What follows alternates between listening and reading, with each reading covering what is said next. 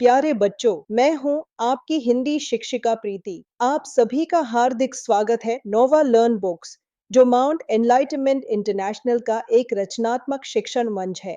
आज का हमारा पाठ है जगदीश चंद्र बसु।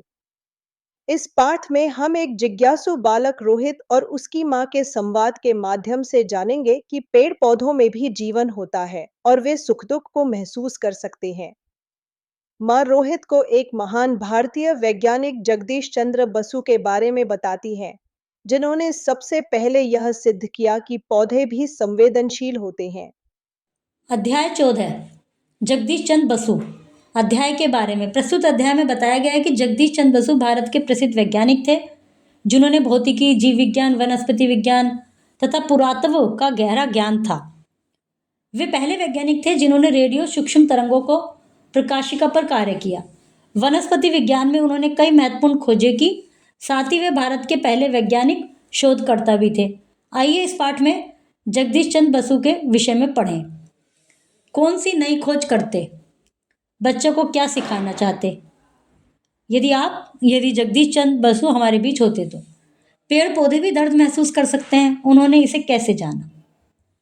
रोहित ने माँ को पुकारा, माँ, ओ माँ, जरा इधर तो आओ।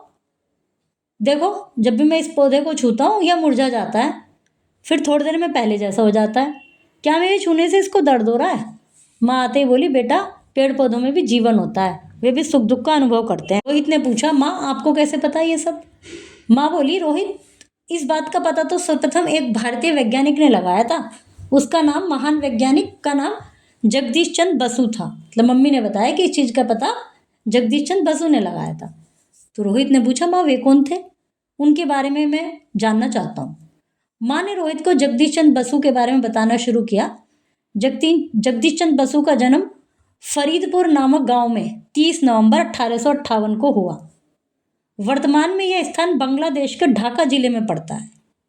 उनके पिता भगवान चंद्र बसु और माता बामा सुंदरी बसु थी। इनकी प्रारंभिक शिक्षा गांव की ही पाठशाला में हुई थी। प्रारंभिक शिक्षा मतलब छोटी क्लास जब पढ़े तो गांव के ही पाठशाला कहलाती थी, उनमें पढ़े थे ये। बचपन से ही जगदीश चंद्र बसु को रुचि पेड़ पौधों में थी। वे पाठशाला में बच्चों के साथ बड़े बड़े पौधों के बारे में ही बात करते थे। 9 वर्ष की आयु में आगे की पढ़ाई करने के लिए वे कोलकाता चले गए। वहाँ भी वे जीव जंतुओं, पेड़ पौधों में ही विशेष रुचि लेते थे। तरह तरह के फल फूलों को उगाते थे, पौधों की जड़ें उखाड़ कर देखते थे और उसके विषय में चिंतन करते थे। वे हमेशा पेड़ पौधों के बारे में नई नई जानकारी प्राप्त करने के लिए उत्सुक रहते थे। क्या पेड़ को पौधों में भी हमारी तरह जीवन होता है? इस बात का पता लगाने के लिए वे पूरी तरह से जुट गए। अब उनके दिमाग में आया कि इनमें भी जीवन होता है क्या, तो इसके लिए वो प्रयास करने लगे। क्या क्या करने लगे, जो भी उनके दिमाग में आया वो इस विषय में खोज करते रहते थे। विज्ञान ही उनका जीवन बन गया। वे दिन रात उसकी खोज में लग गए। कोलकाता से स्नातक की उपाधि प्राप्त करने के बाद वे चिकित्सा की शिक्षा प्राप्त करने लंदन गए। स्नातक मतलब ग्रेजुएशन की डिग्री लेने के बाद वे लंदन गए, लेकिन स्वास्थ्य कारणों से उन्हें शिक्षा बीच में ही छोड़नी पड़ी। जो डॉक्टरी करने गए थे, बीच में छोड़नी पड़ी। उन्होंने फिर भारत वापस आकर प्रेसिडेंसी महाविद्यालय में प्राध्यापक का पद संभाला। एक स्कूल में टीचर बने। पेड़ पौधों में उनकी बढ़ती हुई रुचि के कारण उन्होंने उसके अध्ययन के लिए 2 यंत्र बनाए। उसका नाम था कैस्कोग्राफ और रेजोनेंस रिकॉर्डर। कैस्कोग्राफ से पौधे की वृद्धि को नापा जा सकता था तथा रेजोनेंस रिकॉर्डर से यह पता चलता था कि चोट लगने और मरते समय पौधे कांपने लगते हैं। उन्होंने पौधों के कष्ट और मृत्यु के दृश्य पर्दे पर दिखाए। उन्होंने जीवित पौधों में विद्युत की लहरें दौड़ाई तथा जिससे पौधों का कांपना और तड़पना पर्दे पर दिखाई दिया। उनकी मशीनों में पौधों की गतिविधियां रिकॉर्ड होती थी और वो पर्दे पर दिखाई देती थी। धीरे धीरे पौधा निर्जीव होता है। विज्ञान की इन्हीं खोजों के कारण जगदीश चंद्र बसु दुनिया में प्रसिद्ध हुए। ब्रिटिश सरकार ने उन्हें सर की उपाधि से सम्मानित किया। जगदीश चंद्र बसु चाहते थे कि भारतवर्ष में ही विज्ञान संबंधी शोध संस्थाएं खोली जाएं, ताकि हमारे देश के होनहार विद्यार्थियों को विदेश जाने की जरूरत ही न पड़े। पेड़ पौधों की बीमारी को ठीक करते हुए वे स्वयं बीमार रहने लगे। अंततः 23 नवंबर 1937 को उनकी मृत्यु हो गई। परंतु अपने महान वैज्ञानिक खोजों के लिए वे इस दुनिया में हमेशा जीवित रहेंगे। रोहित को माँ से जगदीश चंद्र बसु के बारे में जानकर बहुत अच्छा लगा। उसने कहा, माँ मैं भी खूब मन लगाकर पढ़ाई करूँगा, जिससे मैं भी अच्छे कार्य करके खूब नाम कमा सकूँ।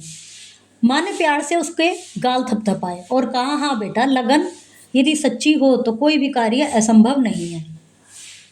जगदीश चंद्र बसु भारत के पहले वैज्ञानिक थे जिन्होंने एक अमेरिकन पेटेंट प्राप्त किया था। उनके योगदान को देखते हुए चांद पर मिले ज्वालामुखी विविर का नाम भी उन्हीं के नाम पर रखा गया है। चांद पर एक ज्वालामुखी मिला, उसका नाम उनके नाम पर रखा गया है। जगदीश चंद्र बसु ने ही बताया कि पौधों में उत्तेजना का संचार विद्युत के माध्यम से होता है, न कि रासायनिक माध्यम से। उन्हें बंगाली विज्ञान कथा साहित्य का जनक भी कहा जाता है। वे भारत के पहले वैज्ञानिक शोधकर्ता थे।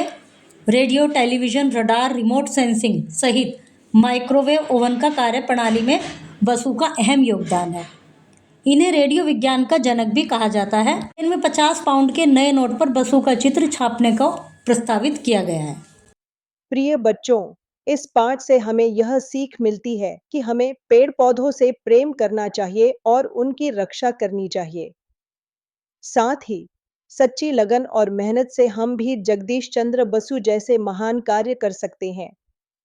कल हम फिर मिलेंगे एक नए ज्ञानवर्धक पाठ के साथ।